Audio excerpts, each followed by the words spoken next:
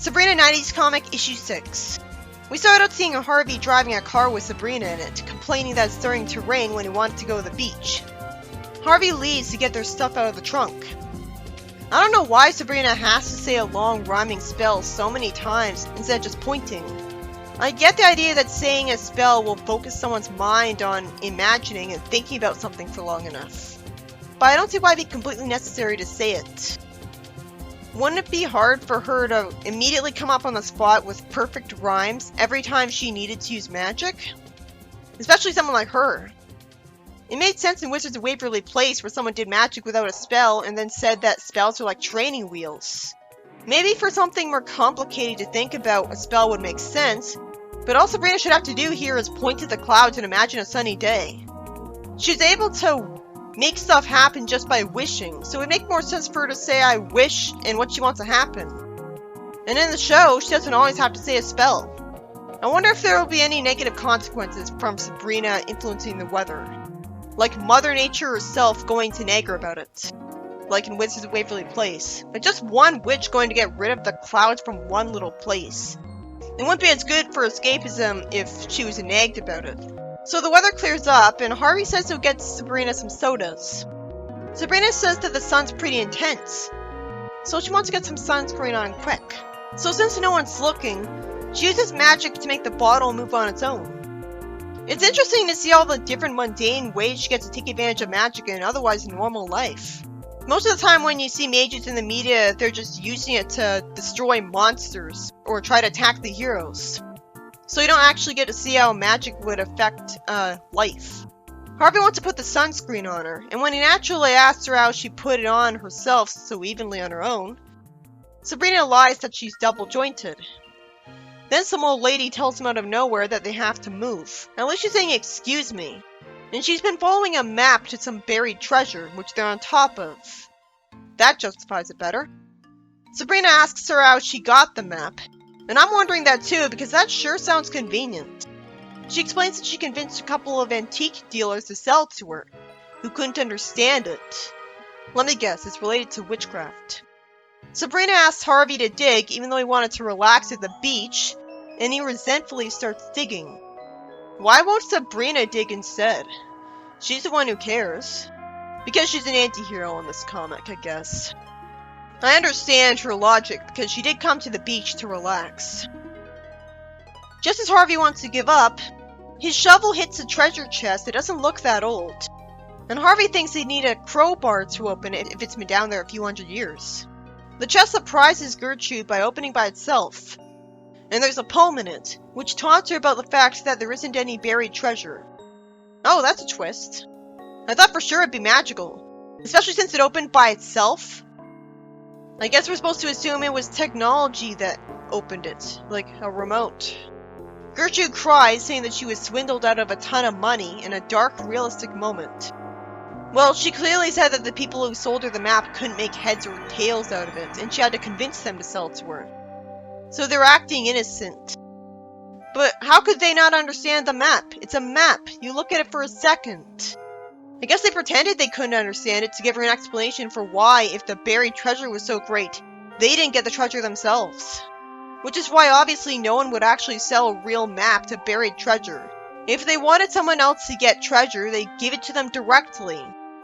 So she clearly didn't think this through and was just desperate to believe there was treasure. Gertrude even says just what I was. I should have realized that if there really was a treasure, these guys wouldn't have sold it. Then she asks what she's gonna do now. I guess she went bankrupt buying that map? Otherwise, this is an overreaction. Then because bullshit, it turns out that the very people who swindled her were watching her reaction for entertainment the whole time. Which inevitably gets Sabrina to wonder if they were the guilty party. And Gertrude would be able to recognize them if she saw them. These are very exaggerated cartoon villains.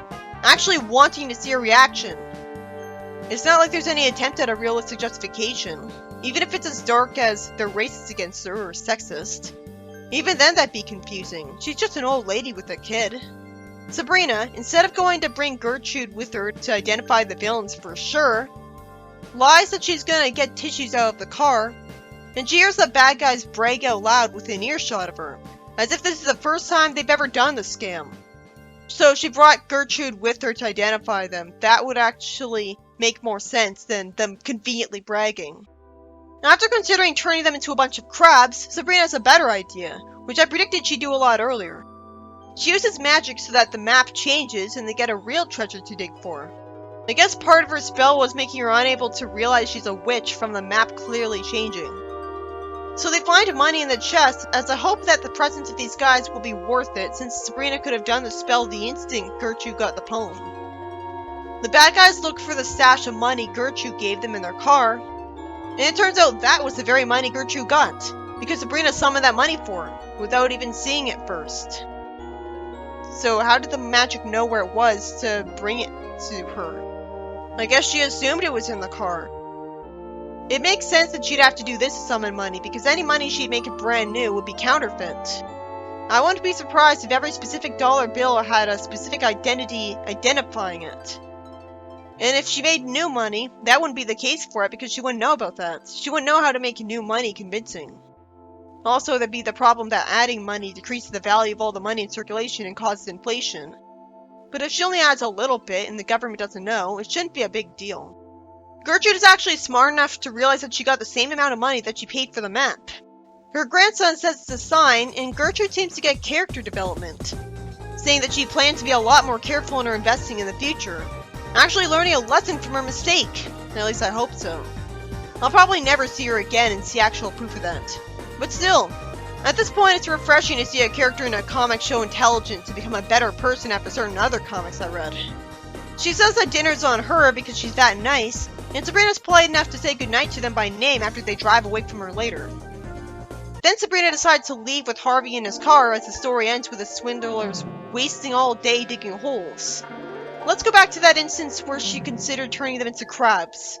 Maybe the reason she decided not to do that and thought her other idea was better, or didn't do both of that, was that she's merciful. It's the same reason she didn't want to actually make Amy disappear for good. She doesn't want to kill anyone and was worried about her parents' reaction. Turning these guys into crabs would be a way to actually guarantee that they'd never pull the scam again. Well, this doesn't guarantee that. So this is a bittersweet ending. If anything, they're more likely to do the scam again to get some money after they lost what they got. Sabrina could easily turn them into crabs after all of this, but I guess she realized that it'd be almost as bad as killing them had a conscience. But she doesn't ever explain that. And she doesn't feel bad about considering that. In the next story, we start out seeing Hilda politely ask Zelda if she'd care for some snacks, using magic to move some milk and cookies near her.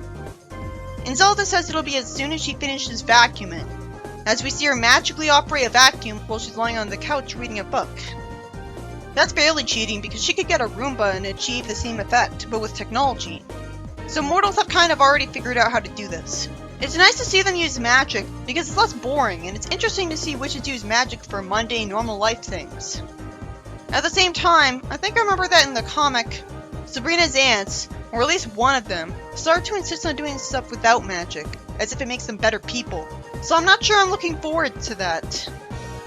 Sabrina, the teenager, calls them disgusting and says that they never get any exercise and just zap. It's so bizarre to see the teenager make this lecture. Isn't this supposed to be Zelda's role? Hilda uses magic to demonstrate that there's no reason to get exercise, because if they put on extra pounds, they can just zap it off. Sabrina has a good point that exercise gets your endorphins flowing and gives you a good feeling about life. Yeah, after you're done being exhausted and panting for a half hour. I guess people without asthma don't have to deal with that shit as much. Hilda naturally says that a panting jogger doesn't look like he's feeling too good. Again, it's so weird of the irresponsible teenager who's always reckless with her magic to lecture her aunts that they're using too much magic, and tell them that she wants to show them how much fun exercise can be. I'd expect Zelda to have this role. Instead, Zelda and Hilda have the same personality, looking redundant together. It's a bit annoying to have a character that's always a nagging, no-fun, well-meaning person, but that's who Zelda's supposed to be. There's no other personality she's supposed to have, because the sitcom seemed to be the only time when she had a clear, well-defined, three-dimensional personality, as you're gonna see. So what else should she be based on? Sabrina zaps herself and her aunts to the park and tells them that they should try inline skating. So they zap themselves up some gear for it. Hilda naturally says that this doesn't seem like fun, more like torture. Of course, because they really don't want to slide their feet too far in one direction and fall over. Zelda contrasts Hilda, thankfully, saying that's not too bad and she's doing fine. Although it should have been Hilda. Of course she crashes, never mind. But that's more realistic for a first-timer. Especially since Sabrina has to use magic against her skates to get rid of the spell she cast on it to cheat. I would say it was smart of Zelda to use magic to make skating more fun, but she should have remembered that Sabrina was around and wouldn't have approved of this. It's a miracle that someone as ditzy as Sabrina immediately figured out that Zelda was using magic to be skilled at it in the span of a single panel where she skated ahead. It's not like we saw Zelda doing tricks. I assumed at first that she was just getting lucky. I'd expect this kind of behavior from Hilda or Sabrina, not Zelda. All I want is for the ants to contrast each other and have distinct, consistent personalities. It's not like I even need Zelda to be Zelda and Hilda to be Hilda. Any distinctness from the show is at least interesting because it looks like it required creative effort to think up. Then a kid tells Hilda to watch it because he's coming through, being rude to her, so she uses her magic to send him up. And I guess the kids assumed she put her foot on the end of the skateboard to send him up. Sabrina says that maybe skating isn't the sport for them, and Zelda thanks her. She should have known this in the first place. I assumed she'd simply make them run. Skating isn't newbie friendly. I guess she thought she had to rule that out because Hilda didn't think running looked fun. So finally, Sabrina decides to try jogging after all. And of course they hate it. And Sabrina likes it. Well, considering that she's a cheerleader in the comic, it makes sense that she's athletic. Hilda says that Sabrina should be a drill sergeant. And Sabrina wonders if she should make her aunts play jump rope instead. It sure is sweet of her aunts to do what she says and humor her the entire time, even though they're in charge of her. But this is definitely less annoying than Sabrina the Animated Series, where it's so clear that her aunts are in charge of her that they come off as ridiculously strict, authoritarian control freaks. Here, they can feel like Sabrina's friends, not just people there to tell her what to do. It's weird, I feel sorry for her aunts, so I'm not sure if I like it, but at least I don't hate it.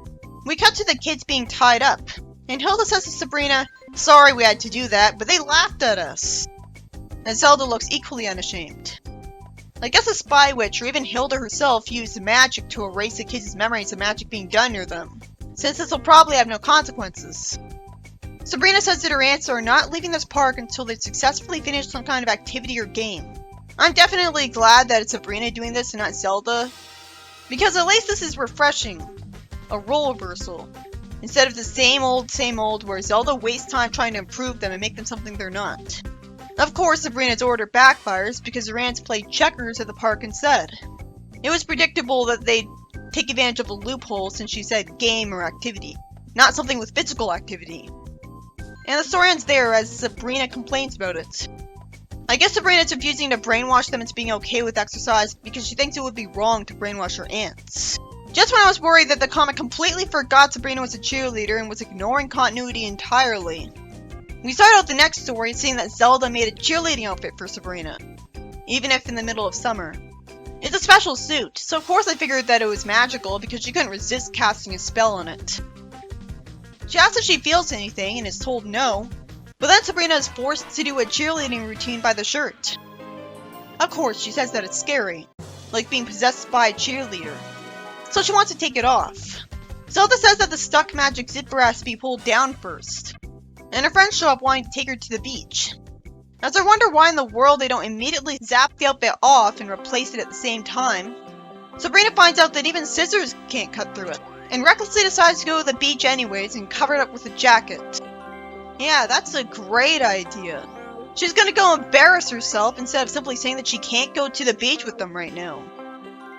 Why would Zelda make a cheerleading outfit for her that she can't zap herself out of in the summer and make her wear it right now?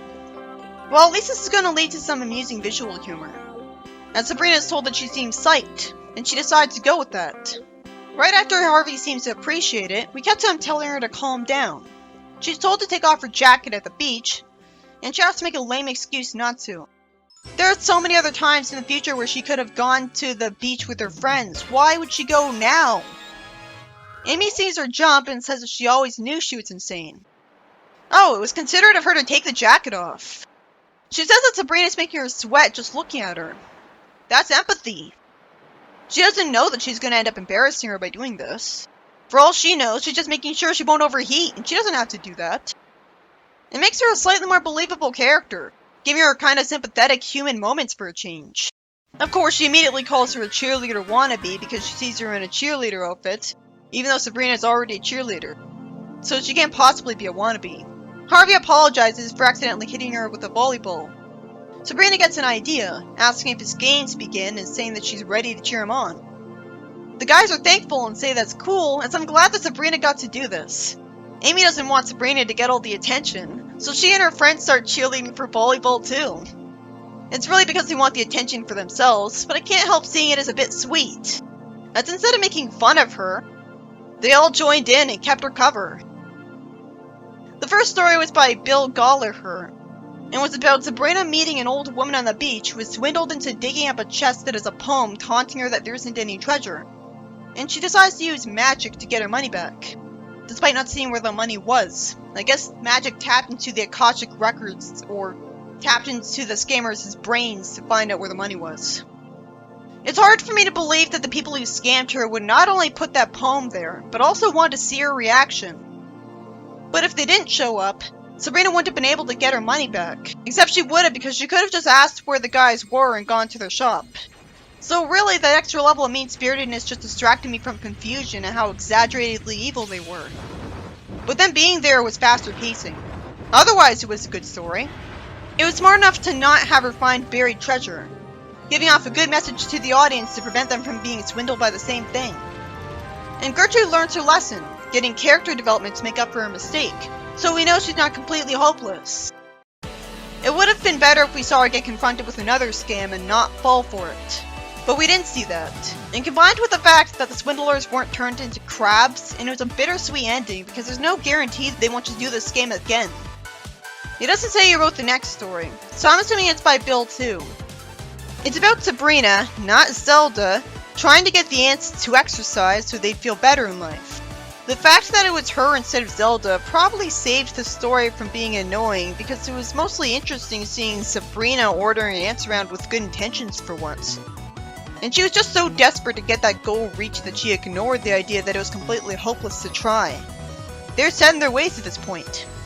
She tried to make them happier, but they were clearly happy in the first place.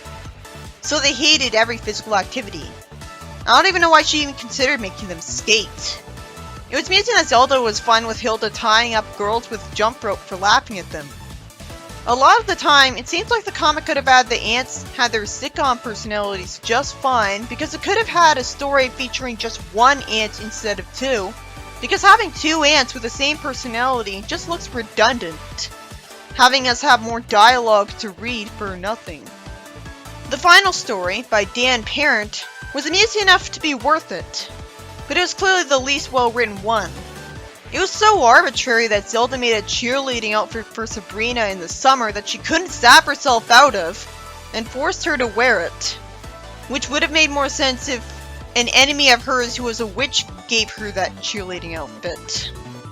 Sabrina went to the beach like that when it'd obviously not be any fun. Shouldn't Zelda have been able to zap her out of the outfit just fine? Warp her to her bedroom without it on? Why did you make the outfit impossible to cut with scissors? On the bright side, it was amusing to see her pretend she was just really eager to go to the beach, and I loved that Amy was compassionate by trying to make sure she doesn't overheat. And it was kept subtle instead of her being compassionate and smirking about it when she usually isn't. So rather than her just doing it to be condescending and make herself look good, it was more like a what's really beneath the mask moment. And no matter how much she hates Sabrina, even she doesn't want her to overheat. She's still human. So it helps make her seem like less of a alpha bitch popular girl cliche, and that's literally the only reason she exists, like Gem.